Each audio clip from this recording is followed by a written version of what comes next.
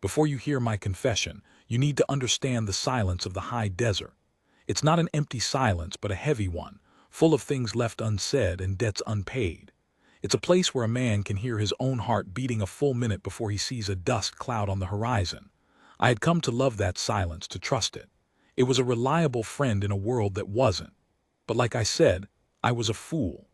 A tired, old fool who thought he'd seen every shade of sorrow the world could offer. Then she came, dragging that silence behind her like a shroud, and in a single moment she made me realize I knew nothing. Nothing about pain, nothing about sacrifice, and nothing about the lengths a heart will go to for love. Her tears weren't for herself. They were a currency she was desperate to spend on a brother who was already gone, and she was begging me to help her buy back his ghost. This is the story of how I learned that the most terrifying thing in this world isn't a snake or a storm, but the fierce, unyielding love of a woman with nothing left to lose. The silence was my first clue, a terrible, unnatural quiet that had settled over the canyon like a held breath. My horse, a stubborn old bay named Sundown, had been skittish all morning, his ears flicking back and forth at sounds only he could hear. I should have listened to him. I'd been riding the high country for 30 years, and a horse knows a change in the wind before the weather itself does. But I was lost in my own head, nursing a cup of cold coffee and the bitter dregs of a life lived on the edge of the map. My name is Elias Thorne, and I was a rancher, a term I used loosely. In truth, I was a keeper of ghosts, a man who talked more to the cattle than to people, and who found more comfort in the dust of a long trail than the warmth of a hearth. I had a small spread at the foot of the Sangre de Cristo Mountains, a place called Whispering Pines, though the pines had long since been thinned by drought and time. It was just me, a few dozen head of longhorn, and the memory of a wife who'd left for the city 30 years ago, taking the sound of laughter with her. The day the woman came, the sun was a bleached-out coin in a hazy sky. A dry heat shimmered off the rocks, making the air itself look like it was sweating. I was mending a fence line, a thankless, endless chore, when I saw the dust. It wasn't the lazy plume of a traveler on the main road. It was frantic, a roiling cloud that kicked up from the direction of the old Apache Pass. I squinted, my hand instinctively going to the Colt .45 at my hip. A dust devil, maybe. But no, it was too focused, too purposeful. I watched it tear across the valley floor, a miniature tornado of desperation. It took me a good 5 minutes to realize there was a horse under all that dust. A paint mare, lathered and blowing hard, her flanks heaving. And on her, a figure so small she looked like a child, clinging to the saddle horn with white-knuckled hands. She pulled up short a few yards from where I stood, the horse skidding to a halt and snorting, its eyes rolling with fear. The woman didn't dismount. She just sat there, her chest heaving, tears carving pale trails through the grime on her face. She wore a simple, faded cotton dress that was torn at the shoulder, and her dark hair, thick and wild, was half falling from its braid. Her face was narrow, sharp-boned, with eyes that were a startling shade of light brown, almost amber, like the whiskey I used to sneak from my daddy's cupboard. They were wide with a kind of stark animal terror. "Please," she gasped, her voice raw and broken. "Please, I need help." I didn't move. I'd seen all sorts of things in the backcountry, grizzlies, outlaws, starving settlers, but this was different. This was a woman appearing out of nowhere, looking like she'd ridden straight through a war. The silence of the past hour shattered. "Easy now, miss," I said, my voice a low rumble I'd perfected for calming spooked horses. "You're on my land, you just take a breath." She shook her head, a frantic, jerky motion. "There's no time, no time." She finally swung a leg over the saddle, stumbling as she hit the ground. She was younger than I'd first thought, maybe 25. She clutched a worn leather satchel to her chest, a protective gesture that was almost maternal. "It's my brother," she said, her voice catching on a sob. "They took him, the soldiers, the bluecoats. They said he stole a horse, but he wouldn't. Benito isn't a thief. He's just a boy." The words tumbled out of her, a river of anguish. I felt a familiar tightening in my chest, a wariness I'd developed over a lifetime of hearing sad stories. I'd heard them all, the tales of land swindles, family feuds, and unfortunate accidents. The West was built on them, but there was a raw, unpolished truth in this woman's voice that made me pause. She wasn't trying to sell me a bill of goods. She was drowning, and I was the only log within reach. "Slow down, ma'am," I said, stepping closer. "Start from the beginning. Who are you? Who are these soldiers?" She drew a ragged breath, wiping her nose with the back of her hand. "My name is Lupe Reyes. My brother Benito, he's 17. He's all I have. We lived in a small village 20 miles north of here. Las Animas, it's gone now. The soldiers burned it, they said. They said we were harboring raiders. It was a lie to take our water rights." She was gasping now, the words coming in short, sharp bursts. "A patrol came into town yesterday. A lieutenant, a man with a white, dead face. He was looking for a horse, a black stallion that belonged to his colonel. It got loose in a storm.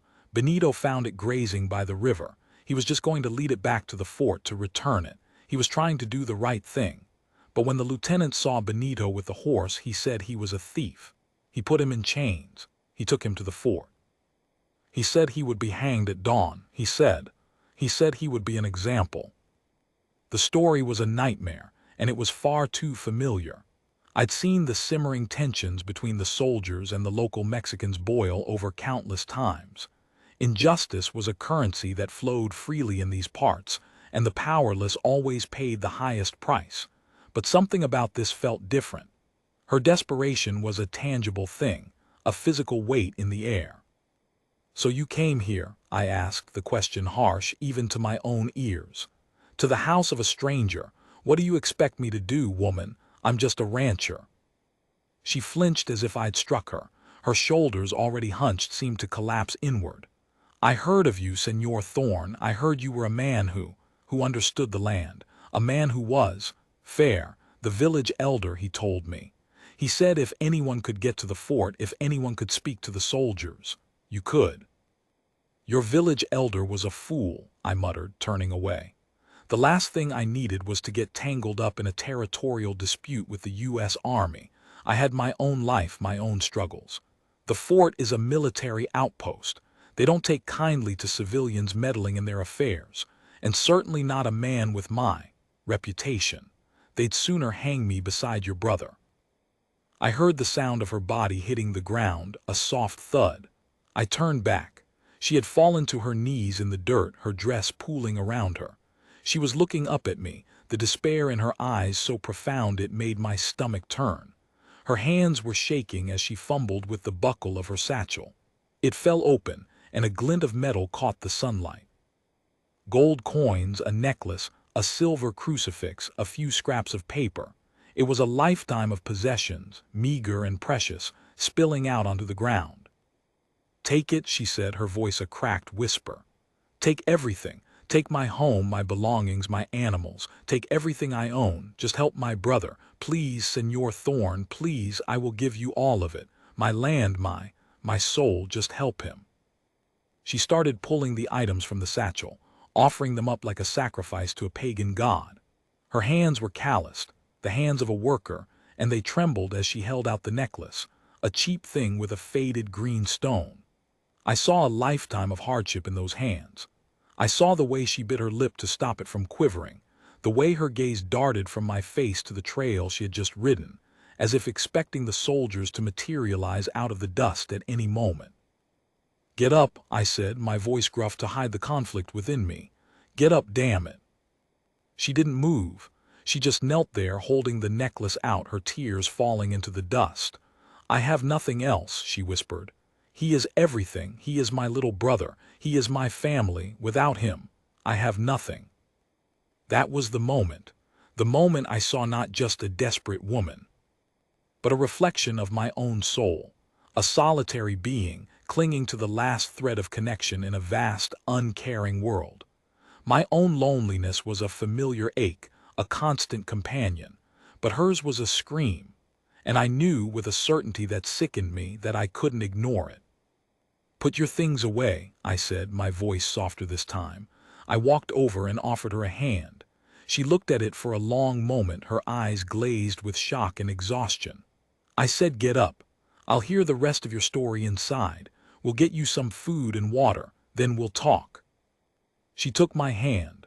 Her skin was burning hot, a fever of fear. As I pulled her to her feet, I felt the tremor in her frame. She was a campfire that had burned too fast, on the verge of being extinguished.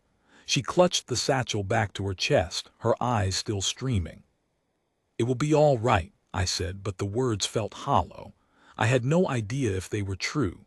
All I knew was that a woman had come to me, offering everything she had for a boy I'd never met. And I was now somehow a part of her fight. The silent, terrible weight of her hope settled on my shoulders, and I knew, for the first time in years, what it felt like to care. A sliver of cold, sharp dread pierced my heart as I guided her towards my ramshackle cabin, the dust of the day settling around us like an uneasy truce. The story wasn't just hers anymore. It was ours. The early evening was a bitter mockery. The sky, a canvas of bruised purple and fiery orange, should have been beautiful.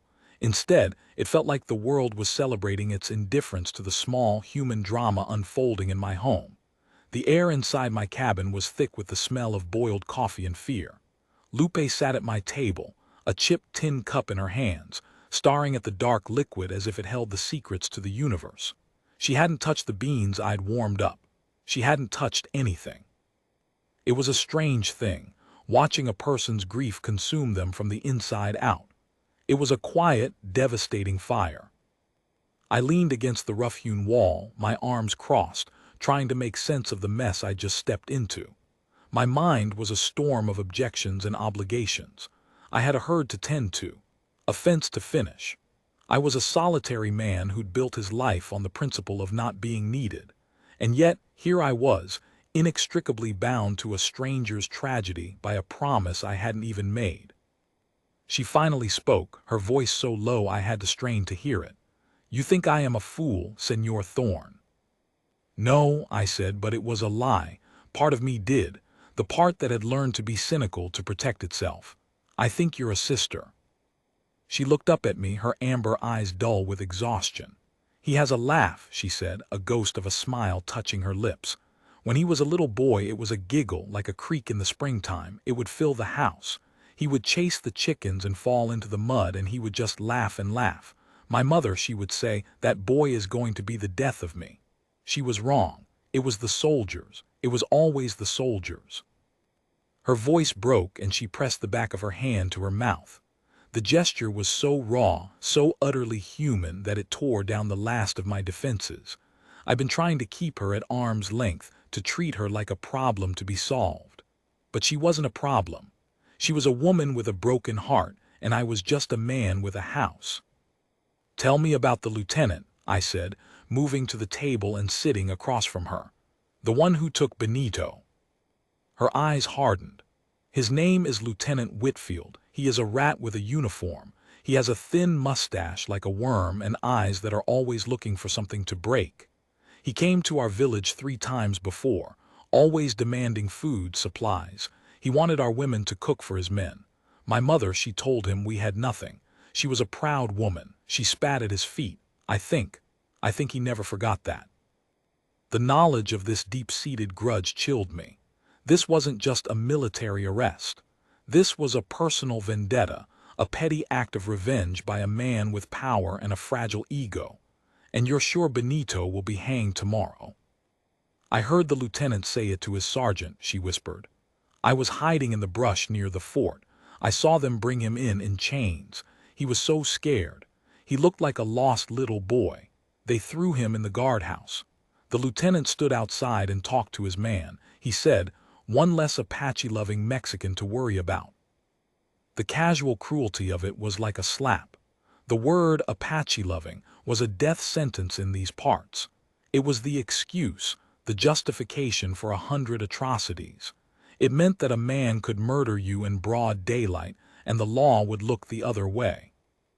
"I have a small piece of land," I found myself saying, the words escaping before I could stop them. "It's not much, but it's mine. It's a legal claim, all proper. I could offer it as a bond. a payment for his release. That's how the law works sometimes. A man's word and his property. It was a desperate plan, a foolish one. The army didn't operate on property bonds for thieves. They operated on iron and lead. I knew this. But the look on her face, the flicker of desperate, impossible hope made me keep going. I can't promise anything, Lupe, but I can. I can try. She reached across the table and grabbed my hand. Her grip was surprisingly strong, her fingers cold. Senor Thorne, you do not know me. You have no reason to do this. Why? I looked at her hand on mine, at the dirt under her fingernails, at the simple silver band on her finger. A wedding ring. A mother's ring. I didn't ask. It was not my place.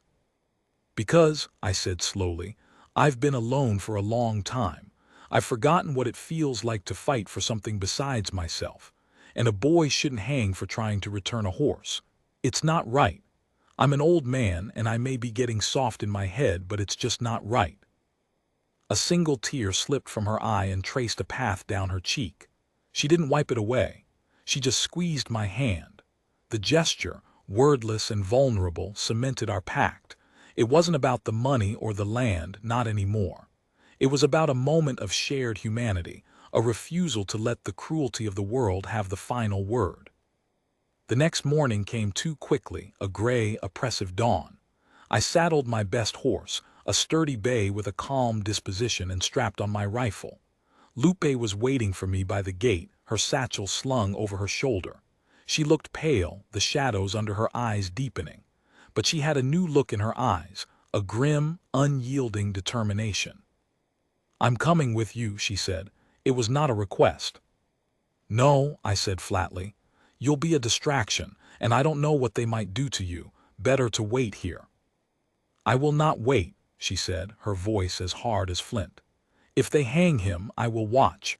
I will see his face one last time, and I will make sure that Lieutenant knows there is a witness. I will make sure he knows that the one person he did not break is still here." Her defiance was staggering. It was a different kind of strength than the desperate plea she'd shown me the day before. This was the strength of stone, the unshakable core of a woman who had nothing left to fear. I could see the hellfire of grief in her eyes. She had made peace with the worst-case scenario. She was ready to burn the world down. "Fine," I sighed, the word tasting bitter. "But you stay behind me. You don't speak to anyone. You do exactly what I say. If I tell you to run, you run. You don't look back." She nodded, a sharp, clipped motion. We rode in silence, the only sound the rhythmic clop of the horse's hooves on the hard-packed earth. The fort loomed on the horizon, a dark scar on the landscape. It was a bleak collection of adobe and timber, surrounded by a high, wooden wall. It was a place designed to keep things out and to keep things in. I felt a knot tighten in my gut. The guard at the gate was a bored-looking private with a dull expression. He looked us up and down, his eyes lingering on Lupe's dusty dress. "State your business," he said, his voice a monotone. "I need to see Lieutenant Whitfield," I said, dismounting. I tried to look calm, unconcerned. "I've got a proposition for him." The private grunted and disappeared. A few minutes later, he returned with a tall, thin man in an immaculate uniform. His mustache was indeed thin, like a worm, just as Lupe had said. He had cold, watery blue eyes that scanned me with a practiced dismissiveness. "What is it?" he asked, his voice clipped. "I'm a busy man." I took off my hat, a gesture of respect I didn't feel. "Lieutenant, I've come about the boy, Benito Reyes. I understand he's in your custody for stealing a horse. I believe there's been a misunderstanding. The boy's a good kid. He didn't steal anything. I'm willing to vouch for him." Whitfield's eyes narrowed. "You're vouching for a common thief, rancher. On what authority?"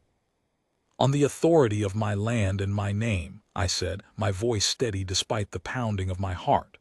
"I'm offering a bond, a piece of my property, legal and clear, as a guarantee for his good behavior. He'll be released into my custody.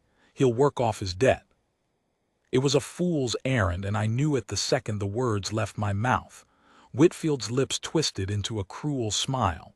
"Take him away," he said to the guard, his voice dripping with contempt. "And take the woman too. I imagine she knows more about this than she's letting on." It happened so fast. 2 soldiers grabbed my arms, pulling me off my horse.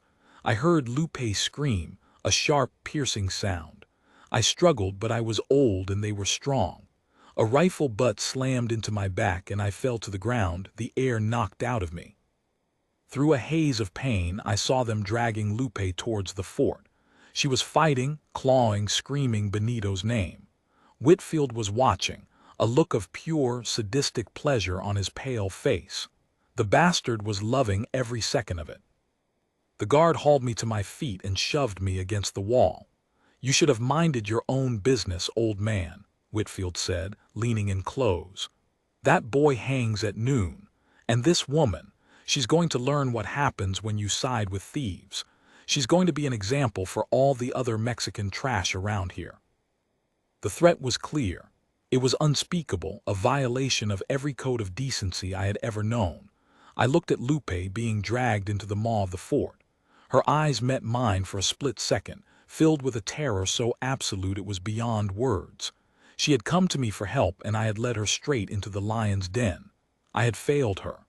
The realization was a sharp, hot blade twisting in my gut. They locked me in a holding cell, a small, windowless room that smelled of sweat and despair. I sat on the cold, hard floor, my mind racing. Lupe was in the fort with that monster. Benito was in a different part of the fort waiting to die. And I was useless, trapped like a bird in a cage. The hope I had kindled in her heart was dying, poisoned by my own arrogance. I had seen the fear in her eyes, the flicker of faith I had inspired, and I had just watched it get snuffed out. The weight of her trust was a physical ache, a constant reminder of my failure. I had to get out of there. I had to find a way. The sun was climbing, and with it, the shadow of the gallows. Time is a strange thing in a cage. It stretches and warps, each minute feeling like an hour, each hour like an eternity. I sat in that dark, airless cell, the minutes ticking by with the slow, agonizing rhythm of a death knell. I could hear the sounds of the fort outside my tiny window, the clanking of iron, the bark of orders, the murmur of men. It was the sound of a well-oiled machine, indifferent to the individual lives it crushed. My mind was a frantic, caged animal, packing back and forth, seeking a way out where none existed. I replayed my conversation with Whitfield 1,000 times, searching for a misstep, a different turn of phrase that might have changed the outcome. I had come in with arrogance, thinking my name and a piece of land held some weight. I had been a fool, a naive old man playing at being a diplomat. The lieutenant was a snake, and I had walked right into his den and offered myself as his next meal. The guilt was a corrosive acid, eating away at me. I had brought Lupe here. I was the reason she was now in the hands of a man who had the power to do unspeakable things to her. The thought of it made me feel physically ill. I don't know how long I was there. The sun had climbed high and a sliver of harsh light cut through the grime on the tiny window. I knew it was getting close to noon. I could feel it in my bones, a deep, primal dread. I had seen men hanged before. There was a terrible finality to it, the sudden sharp drop, the sickening crack. It was a performance of power, a way for the strong to remind the weak of their place. I had never seen an innocent man hang. I didn't want to start today. Just when I thought I would go mad, I heard a commotion outside. Shouts, the sound of boots running, and then the sharp, piercing scream of a woman. It cut through the air, a sound of pure, raw terror. Lupe. My heart seized in my chest. I jumped to my feet, pounding on the heavy wooden door with my fists. Let me out of here," I screamed. My voice was hoarse, ragged. No one answered. The screaming stopped, replaced by the muffled sound of sobbing. It was worse. The silence was worse. I slumped against the door, my forehead resting on the rough wood. I had never felt so powerless. In my life I had faced down rattlesnakes, droughts, and the harsh indifference of the land.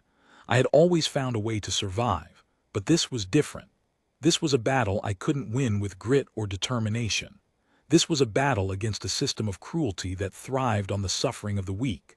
I had no weapons, no allies, no hope, only the crushing weight of my own failure. Then a new sound pierced my despair. A low, insistent scratching. I whirled around. It was coming from the corner of the cell near the floor. I stared, my eyes straining in the dim light. A small, dirty hand was pushing a piece of paper under the crack in the wooden wall. The hand was trembling. I scrambled over, dropping to my knees. I grabbed the paper. It was a scrap, a page torn from a Bible, covered in a careful, elegant script. The handwriting was small and delicate, but the message was sharp and clear. It read, "I am in the laundry shed. They are preparing for the hanging. Benito is in the main yard. The soldiers are distracted. Lieutenant Whitfield is in his office. The key to the armory is on the third nail from the left in the harness room. They are fools, senor. They underestimate a woman who has nothing left to lose. I will create a diversion. You will free your horse and ride to the main yard. You will get Benito and you will take him away. I will find my own way out. Do not fail me."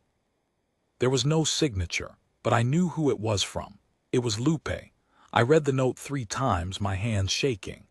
The woman I had watched break down in tears, the woman who had offered me everything she owned, was now orchestrating a prison break. She had not been broken. She had been forging steel. She had been planning while I had been sinking into despair. The note was a lightning bolt of renewed purpose. I pressed it to my chest, feeling a surge of adrenaline that chased away the weariness.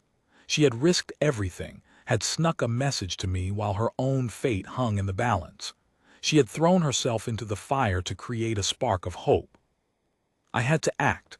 I looked around the cell for anything I could use. It was bare. Then I remembered the window. It was small, but I was a lean man, not as strong as I used to be, but maybe. I climbed onto the wooden cot and strained to look out. It looked out onto a narrow alleyway between the wall and the back of the stables. No one was there. I grabbed the edges of the window frame and pulled. It was old, the wood dry and rotted. It groaned in protest, but I threw all my weight against it. With a loud, splintering crack, the frame gave way. I clambered through, ripping my shirt on a stray nail, and dropped to the ground. I was out. I crouched low, making my way along the back of the stables. My heart was a battering ram against my ribs. I could hear the distant sound of a voice, the lieutenant's voice, amplified by a crude megaphone. He was making a speech. The execution was about to begin. I found the harness room. It was empty. My fingers trembled as I ran them along the wall, counting the nails. 1, 2, 3. There was a large iron key hanging on the third nail from the left. I grabbed it. The armory was next door. I slid the key into the lock, my hands slick with sweat. It turned with a smooth, well-oiled click. I stepped inside. Rows of rifles stood at attention on the walls, but I wasn't interested in rifles. I needed something quiet, something personal. I grabbed a thick canvas bag and loaded it with boxes of ammunition and a handful of sidearms. I slung a single rifle over my shoulder just in case. Then I heard it, a loud crash followed by shouts and screams. Fire, fire in the laundry. It was her, the diversion. I burst out of the armory, running for the main gate. The fort was in chaos. Soldiers were running towards the laundry shed, smoke already beginning to billow from the door. I saw Lupe, her face smudged with soot, running in the opposite direction, drawing the men away. She had done it. She had pulled the snake's fangs. I got to the main yard. A wooden platform stood in the middle, a single, stark gallows, and on the platform, with a rope around his neck, stood a boy. His face was pale, but there was a defiance in his eyes that was unmistakable. He was looking over the crowd, searching. He was looking for his sister. A lone soldier stood beside him, his rifle at the ready. He was distracted, his eyes on the distant fire. I didn't hesitate. I drew my pistol and fired a shot over his head. The soldier whirled, his eyes wide with shock. "Get away from him!" I roared, my voice echoing across the silent yard. The soldier didn't argue. He dropped his rifle and ran. I scrambled up the steps to the platform, my boots clattering on the wood. The boy stared at me, his eyes wide. "Are you the one?" he asked, his voice a thin whisper. "The one my sister?" Yes, I said, my hands trembling as I fumbled with the knot of the noose. I'm Elia's. Now hold still, boy. The knot was tight, but the rope was old. I pulled and pulled until it finally loosened. I yanked it free from his neck. Come on, I said, grabbing his arm. We have to go, now. We half ran, half stumbled down the steps. The chaos was growing. The fire was spreading and more soldiers were pouring into the main yard. We needed to get to the horses. Just as we reached the gate, a figure appeared in front of us. It was Lupe. She was covered in ash, her dress torn, but her eyes were blazing with fire. She ran to her brother and threw her arms around him. Benito, Benito, my little brother, she sobbed, clutching him to her. Lupe, the boy gasped, his voice cracking. I thought I was dead. Not yet, I said, pulling them apart. There's no time for reunions, we have to go. I had managed to free my horse from the corral. I told Lupe and Benito to ride double. I swung up onto my own bay. We kicked our horses into a gallop, charging out of the fort's main gate. Behind us, I could hear the shouts of soldiers, the sounds of pursuit. We didn't look back. We rode for what felt like an eternity, leaving the smoking fort and the horror of the day behind us. The land opened up, a vast, empty expanse of sagebrush and distant mountains. We pushed the horses hard, desperate to put as much distance between us and the soldiers as possible. The world was a blur of wind and dust and the frantic pounding of hooves. Finally, as the sun began to sink below the horizon, painting the sky in shades of blood and gold, we slowed to a walk. We had made it to the foothills of the mountains, to a place of relative safety. My home, Whispering Pines, was still a good 2 hours away, but the immediate threat was gone. Lupe dismounted first, pulling Benito down with her. She didn't say a word. She just took his face in her hands and stared at him as if reassuring herself he was real. He was crying, silent tears streaming down his cheeks. Then she turned to me. She walked over, her steps slow and measured, and stopped in front of me. She looked up at me, her eyes red and swollen. And then she did something that shattered me. She knelt in the dirt at my feet. No, I said, my voice thick with emotion. I reached down and pulled her up. No, Lupe, don't do that. You owe me nothing. You paid for this with your own courage, with your own strength. I just followed your lead. She shook her head, her eyes filling with fresh tears. You could have walked away, Senor Thorne. You could have told me to go. You didn't have to risk your life for my brother, for me. I have nothing left to give you, but you have my gratitude. You have my heart. For the rest of my life, you will have my heart. I didn't know what to say. I just stood there, an old, tired man, overwhelmed by the sheer power of her emotion. Her gratitude was a heavy, sacred thing. It was a gift I didn't deserve. I had simply been a man who couldn't stand to see a good thing die. The long shadow of the gallows had receded. In its place was the long, golden light of a desert sunset. The tears on Lupe's face weren't just for Benito anymore. They were for all of us. For the ones who had survived and for the pieces of ourselves we'd lost along the way. I cleared my throat, trying to find my voice. Come on, I said, my voice rough. Let's go home. I didn't know if I was talking to them or to myself. It didn't matter. For the first time in 30 years, the silence of Whispering Pines didn't feel lonely. It felt like a beginning. The journey home was a slow, silent pilgrimage. The adrenaline that had fueled our escape was gone, leaving behind a bone-deep exhaustion and a raw, aching vulnerability. My horse, tired and lathered, moved at a steady walk, and I was grateful for it. My own body felt like it was held together by dust and stubbornness. I glanced back at Lupe and Benito. They were swaying in the saddle, their bodies pressed together as if they were trying to merge into one being, to become one solid, unbreakable thing. We reached Whispering Pines just as the last light of the day was bleeding out of the sky, leaving behind a blanket of deep velvet blue. The stars were starting to peek out, one by one, cold and indifferent. I dismounted, my legs stiff, and helped Lupe and Benito down. The boy was barely standing. He was asleep on his feet, his head lolling against his sister's shoulder. She was holding him up, her arm wrapped around his waist, her eyes glassy with exhaustion. I led them inside. I built a fire in the stone hearth, and soon the small cabin was filled with a warm, flickering glow. I watched as Lupe helped her brother to a cot I had set up in the corner. He collapsed onto it, and within seconds his breathing evened out into the deep, untroubled rhythm of sleep. She stood there for a long moment, looking down at him. Then she reached out and gently brushed a stray lock of black hair from his forehead.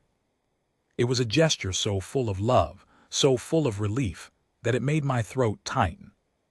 I busied myself with making a pot of coffee. It was an old habit, a way of giving my hands something to do while my mind raced. I didn't know what to say to her.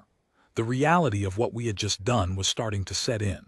We had broken a boy out of a military prison. We had stolen horses. We had committed a dozen felonies. The army wouldn't just let that go. They would come looking. They would send patrols, maybe even a whole company of cavalry. The peace I had known, the quiet, solitary existence I had built, was over. I was a wanted man, and I had brought 2 more targets right into the heart of my home.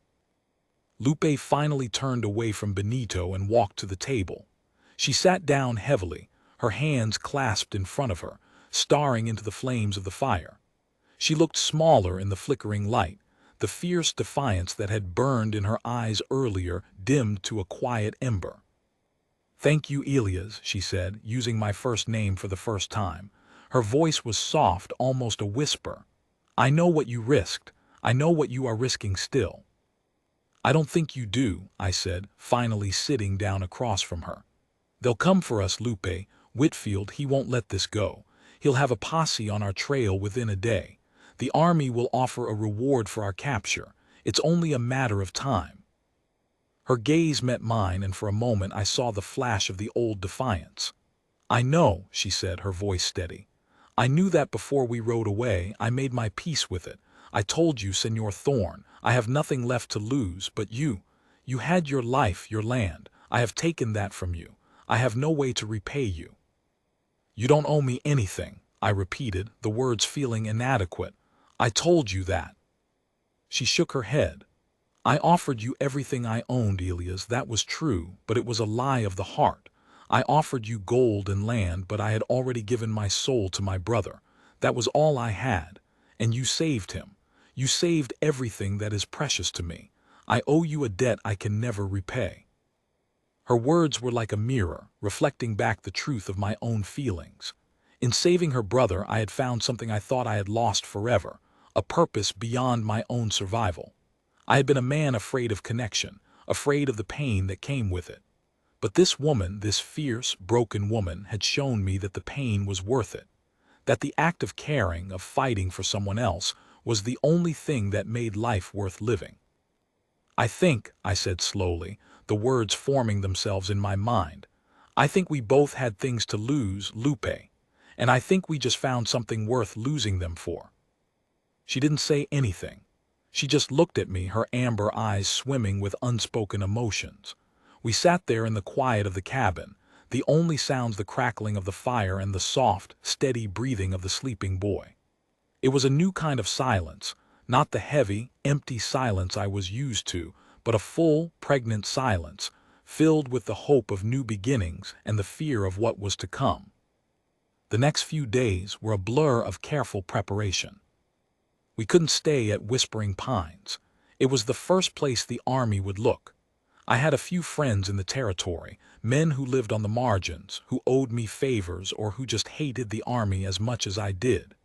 We could hide out in the mountains for a while, then move east, maybe into the desert. It would be a hard life, a life on the run, but it would be a life.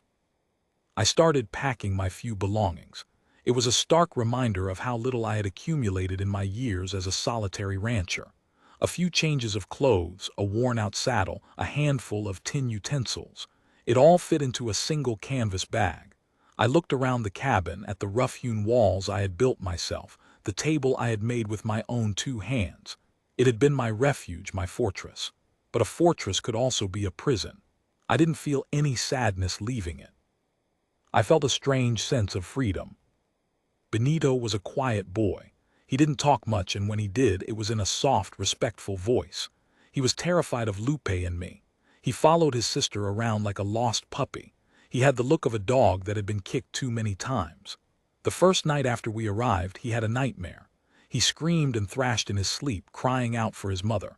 I heard Lupe go to him.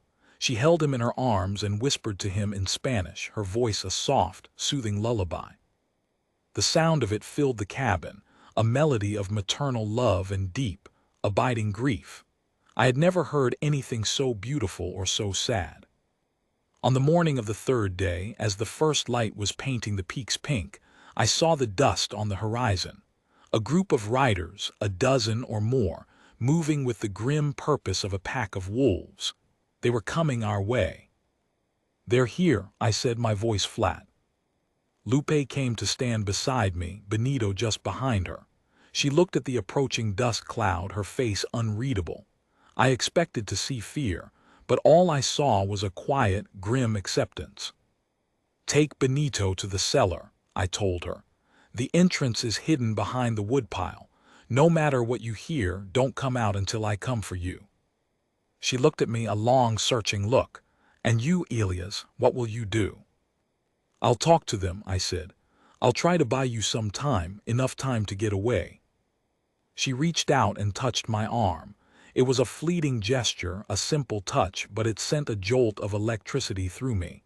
"You don't have to do this," she said. "You can come with us. We can run together." I looked at her, at the strength in her eyes, at the fear she was trying so hard to hide. The thought of running with her, of starting a new life, was a powerful one. It was a dream I had never dared to dream, but I knew it was a fool's dream. "You should run now," I said, my voice thick with emotion. "While you still can. I'll meet you at the old trading post in the canyon. If I don't show up by nightfall, you go on without me." "No, Elias." "Please, Lupe, for Benito, go." She didn't argue. She grabbed her brother's hand and pulled him towards the back of the cabin. At the door, she stopped and turned back. For a moment, I thought she was going to say something, but she didn't. She just looked at me, her eyes burning with a fierce, unspoken love. Then they were gone, swallowed by the shadows of the cellar. I walked out to meet the riders. I didn't have a gun in my hand. I had taken a page from Lupe's book. I was going to create a diversion with words, not with bullets. I stood on my porch, my hands in my pockets, my hat pulled low. The riders halted a few dozen yards from the cabin. They were a motley crew, Army regulars, volunteer militia, and bounty hunters. But one man stood out in front, Lieutenant Whitfield. His thin face was twisted with a smug, triumphant sneer. "Thorne," he said, his voice loud and clear, "you're a wanted man. I've got a warrant for your arrest for the theft of government property and the harboring of a fugitive. Where are they? Where are the Reyeses?" "Gone," I said, my voice calm. "They left hours ago, headed south. You might catch them if you ride fast." It was a lie, and a pathetic one. He wasn't going to fall for it. He was going to search the cabin. And when he found the cellar, he was going to find them.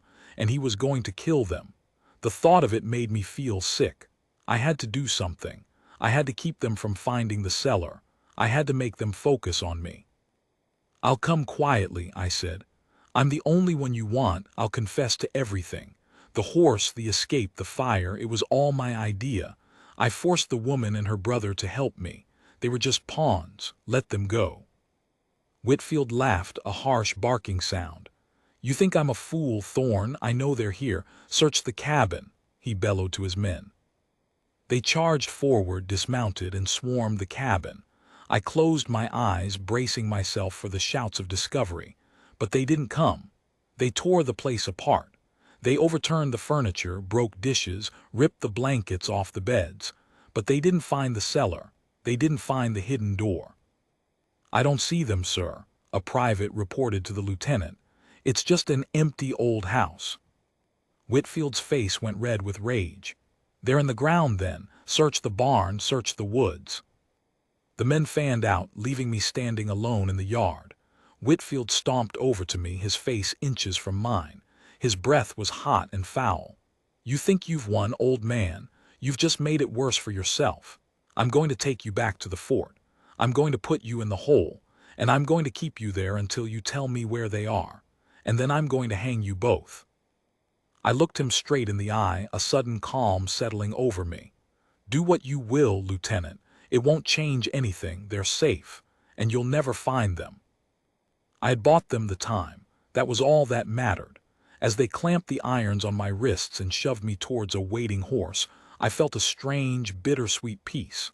I was being taken to the gallows, but it was a gallows I had willingly chosen for myself.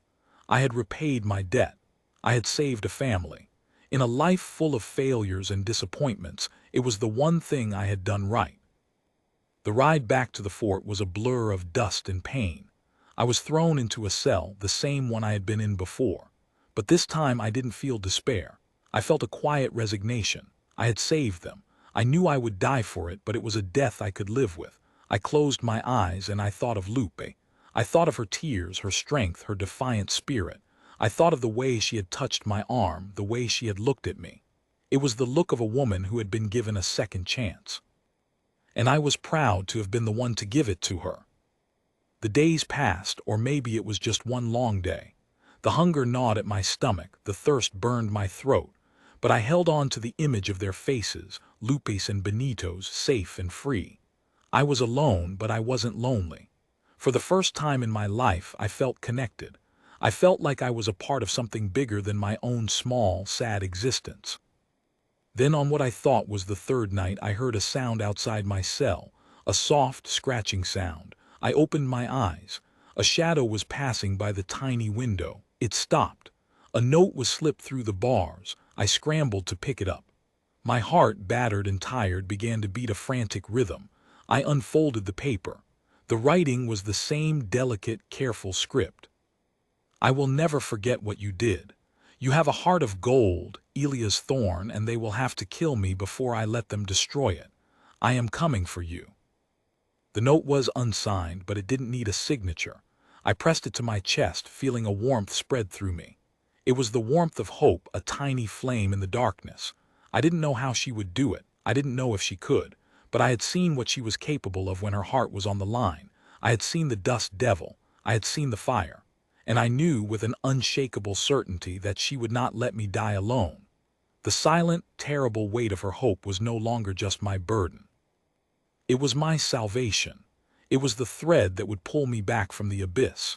And as I lay in the darkness, clutching her note, I smiled for the first time in what felt like an eternity. The debt of the heart, I realized, was the only one that truly mattered. It was a debt that could only be paid with love, and it was a debt I was more than willing to pay.